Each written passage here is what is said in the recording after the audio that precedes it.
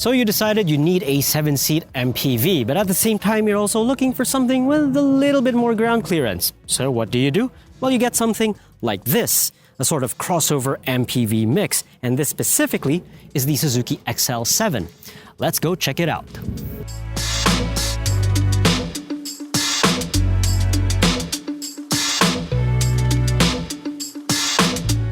So the concept behind the XL7 is you take an Ertiga and jack up the ride height. Now, Suzuki could have called it a day from there, but they decided to give the XL7 a little bit more distinction by giving it a totally different front end. Now, the hood is different and so are the fenders. And for the fascia, well, you have slightly bigger headlights and they're powered by LEDs. And also, you have a flatter nose, so the grille just stands more upright, making that S Suzuki badge a lot more prominent. Now, because they're trying to pitch it as a sort of crossover as well, they added more macho bits to it by giving it a more angular bumper and, of course, something that seems to be standard in every crossover out there, black plastic cladding surrounding the entire lower half of the vehicle. Now, however, when you get to the side of the XL7, from the front pillar all the way to the back, it's the same as the Ertiga. The windows are the same, the doors are the same, even the tailgate and the taillights are the same. However, you do get much more prominent roof rails and, well, you get the extensions for body cladding down here too. And, well, it's not a bad thing that it looks like an Ertiga from the side because, well, it has huge windows and that's great for outward visibility. And at the same time, it promises a lot of headroom as well. Now for the back, yes, it looks almost exactly like the Ertiga. Well, I say almost because they added a faux skid plate at the back as well as more black gloss trimmings. Other than that, when you look at the rear quarters of the XL7, you might sort of mistake it for an Ertiga, albeit that rides slightly higher. But something that is truly unique to the XL7, aside from the front end, are these wheels. Now, again, they're trying to pitch it as a sort of crossover thing, so they gave it a two-tone finish and more spokes just to add that little bit more attitude. Now, that blocky front end and that sort of rounded rear end, you'd think that, well, this design won't gel together, but for some reason it works here in the XL7. So, yes, the XL7 looks much different from the Ertiga from the outside, but what is it like inside?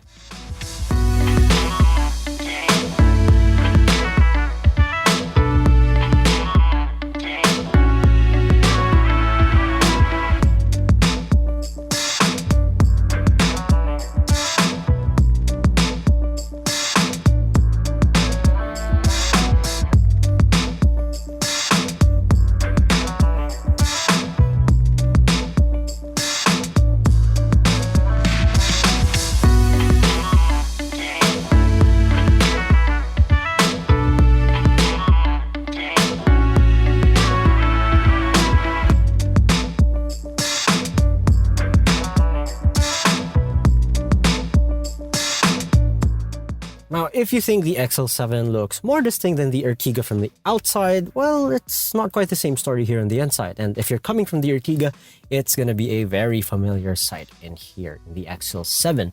Now, the door panels are the same, and so is the dashboard. But there are a couple of minor differences. So here in the door panel, you get these faux carbon fiber trims, and you also see that on the dashboard as well. You also get a different instrument cluster, and it comes with a colored multi-info display instead of the rather old school 8-bit display, and it's actually fairly comprehensive. So here you have your average fuel economy, your drive time, your average speed and all that, your driving time even, a clock. And for some reason, this car also comes with a G meter. Don't exactly know why the XL7 needs a G meter, but well, it's here nonetheless. You also have a power and torque meter, which is something you'd usually see in a performance car and not a family MPV crossover, but nonetheless, it's a novel feature. Now for the touchscreen audio system, well, it looks much like the Ertiga. It has the same functions. You have your navigation, radio, Bluetooth, your auxiliary and stuff like that. But the difference here is it comes with Apple CarPlay and Android Auto. And all you have to do here is plug in your phone and you're good to go. So with Apple CarPlay, Android Auto, of course, you get stuff like Spotify and all that in ways. So basically it reduces or it prevents you from looking at your phone while you're driving by projecting everything there up here. And that also makes driving much safer. And instead of dials, you get automatic climate control for your air conditioning. Now lower down, it's the same as the Ertiga. You still have a 12-volt socket down here and a USB port. And I'm glad they retained this feature. It's the chilled cup holder, so if you're gonna go on a long drive and you, let's say, put a can of soda there, it's gonna stay chilled for the rest of the journey. However, you can shut it off, so if you have coffee with you that needs to stay warm, remember to close this vent. Now, moving a little bit back, it finally comes with an armrest and it slides back and forth, so that's something that will make the long drive experience a little bit more pleasurable, especially when you're cruising for hours on end. And this is the XL7. It only comes with one variant, so it's fairly well spec'd, and you get leather cloth combination seats to go along with it. So that's the front covered. Let's head over to the second row seats. Now, the XL7 is essentially an Ertiga, so unsurprisingly, there is a good amount of space here in the second row. So you can see there's a lot of legroom, and thanks to that bubble roof design and that upright look, there is absolutely tons of headroom. Now, what I like about the XL7 is they added a 12-volt socket there in the center. That's something you couldn't get in the Ertiga, and joy of joys, there is now a center armrest to go along with it. So that means long drives are just that little bit more relaxing, assuming you don't have anyone seated here in the second row. Now, other features, well, you also have a blower right by the roof, which is a must in anything that carries more than 5 passengers. And you also have map pockets behind the front seats. And last but not least, you can maximize space or give more space to the third row passengers with this sliding second row seat. And it also applies for the other squad as well. And since we touched on the topic of the third row, let's jump over to the back.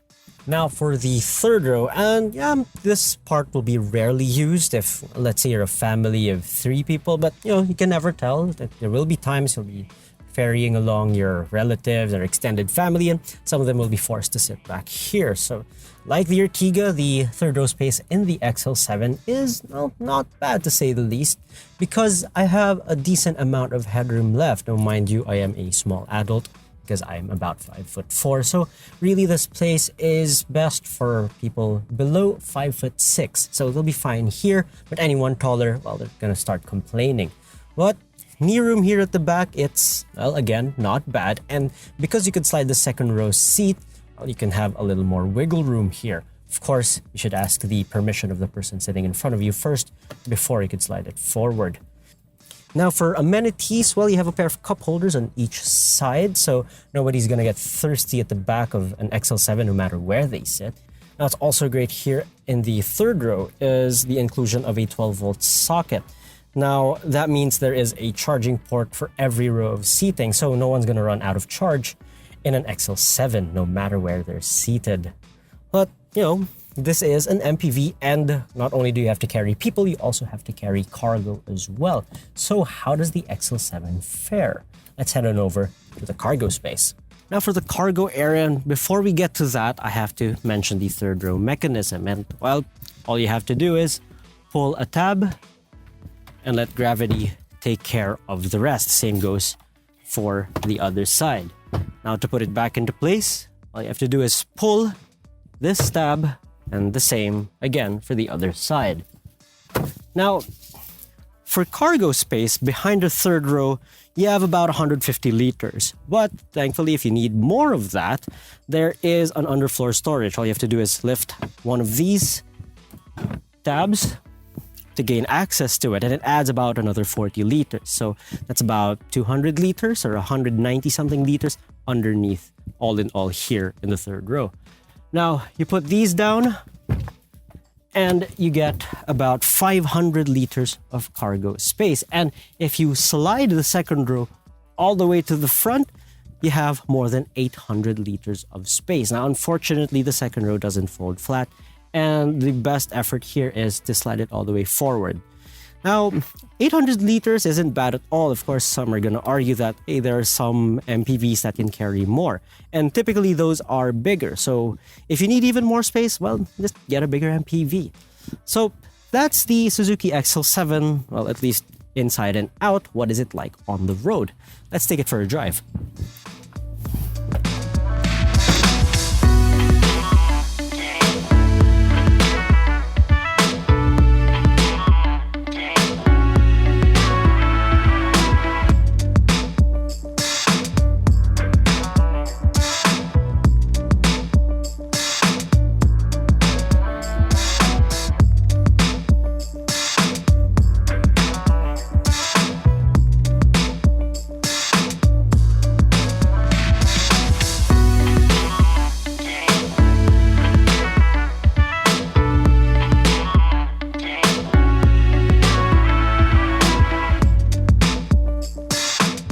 Now, since in essence the XL7 is an Ertiga on stilts, it should drive the same, right? Well, not necessarily. Well, okay, so a couple of things from the Ertiga are still here, like the rather awkward driving position. So the steering wheel's tilted sort of in a bus-like manner. You could probably see it from the screen, and it's sort of canted that way, and the result is, well, I'm forced to stretch my arm out when I'm maneuvering here. And the reason for that is it doesn't come with a telescopic steering wheel, and I think the XL7, like the Ertiga, would greatly benefit from that feature. And because I can't pull the steering wheel towards me, well, I'm kind of forced to slouch sometimes just to reach the steering wheel, and I'm already pretty close to the pedals. If I come any closer, well, my foot's practically jammed into the pedal box. Well, a telescopic steering wheel would greatly benefit both this and the Ertiga.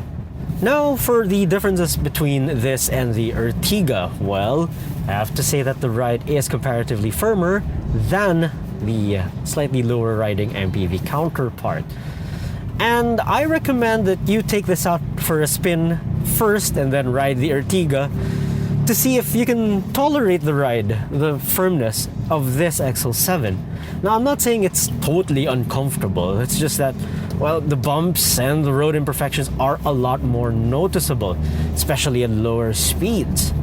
Now, like the Ertiga, the XL7 is powered by a 1.5 liter engine. And, well, it's not gonna set any performance records or any of that because it has a hair over 100 horsepower. Now, for the most part, if, you spend most of your time in the city and all that, well, it's alright. It's totally adequate. And, well, if you find yourself in traffic a lot, then there's good news for you because this engine is very efficient. Now, in light traffic, you get to average about 13 to 14 kilometers per liter. Now, when the traffic gets heavier, you're still looking at about 10 kilometers per liter. I did make it go below 10 kilometers per liter. I managed to record 8 kilometers per liter in the Ertiga, but that's because it took me 2.5 hours to cover 20 kilometers. So that's an average speed of, well, about 10 kilometers per hour, so that's still not bad. But this is a family car, and, well, from time to time you're gonna take it on a weekend getaway with, the wife and the kids and all that, and all their things. So, well, what is it like, going up and down country roads? Well, we're going up Tanay right now to find that out. Now that we've reached more altitude, what is the performance like when the air is a little bit thinner? Well, right now I've shut off the overdrive and just left the car in drive. And when it gets a little bit steeper, the engine becomes a little bit more vocal. I mean, yeah, that's normal, but it's just me and cameraman Barney here in the car with me. And, well, we don't have much stuff on board. So if you need to overtake on a road like this, you have to downshift it. You have to put it in second or even low just to get more power out of the engine. And overtaking maneuvers, well, they need more planning than the usual get out of the lane and gun it. This one, you have to calculate it a little bit longer, and you have to make sure the road is very clear ahead. Now around the city, the XL7 is, well, perfectly fine. The light steering makes easy work of tight maneuvers and all that, and it's not that long, so parking it won't be too difficult. But the thing is, this is an MPV, and there will be times you will be taking this vehicle out on holidays, and to get to your destination, you have to drive through a couple of winding roads. So what's the handling like? Well, when you show the XL7 some bends, it will do, it can handle it, albeit begrudgingly, because, well, just one look at it and you just know it's not meant to be a corner carver. But the thing is, when you take on corners in this car, you need a fair amount of steering luck just to make it turn in, because, well, I don't know, the steering luck is a bit on the slow side, and perhaps a quicker ratio would be better. But, you know, around the city, that's fine. But when you're taking on corners, well, you just have to be more aware of how much steering input you're putting in the XL7. So a few degrees of turning really isn't going to steer the car. So your inputs here have to be more deliberate, but not in a way that it's gonna scare your passengers with a full 90-degree turn in. So the advice here is to take on the corners a lot easier than usual when you're driving the XL7. Any forms of spirited driving will just result in your passengers either getting sick or upset with you, and they're just going to be flung around all over the place. Now, thankfully, if things get a little bit hairy on twisty roads, the XL7 comes standard with stability control, which is something that should also be standard in the Ertiga. And I'm glad they made it standard here in the XL7, and rightly so. This is a family car after all, and you are carrying precious cargo.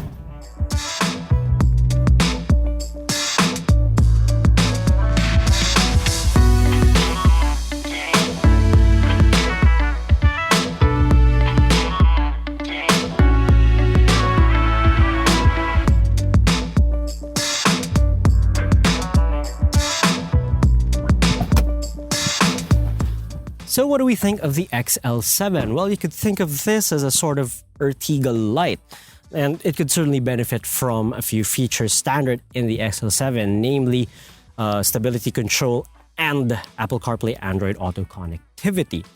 Although I have to say the XL7 isn't perfect, that 4-speed automatic transmission somewhat limits performance, and that firm suspension might be a turnoff for some. But on the flip side, that firm suspension also means that you can carry a little bit more loads. So if your priority is carrying cargo and people at the same time, perhaps the XL7 is a better fit for you over the Ertiga. Now, at 1,068,000 pesos, I have to say it's also pretty well equipped. Remember, it's got stability control now, among other things, and a few enhancements here and there. And the showroom appeal is strong because, as you saw earlier, it's got a lot of space inside considering its compact dimensions. So if you're looking for a crossover/MPV, perhaps you could shortlist one of these. So the next time you're shopping for one, well, go to your nearest Suzuki dealer and take one out for a spin and see for yourself. Now, this has been Anton Andres from AutoIndustriya.com. If you enjoyed this review, do subscribe to our YouTube channel. And while you're at it, well, you could also like us on Facebook and follow us on Instagram and Twitter as well. Thanks for watching.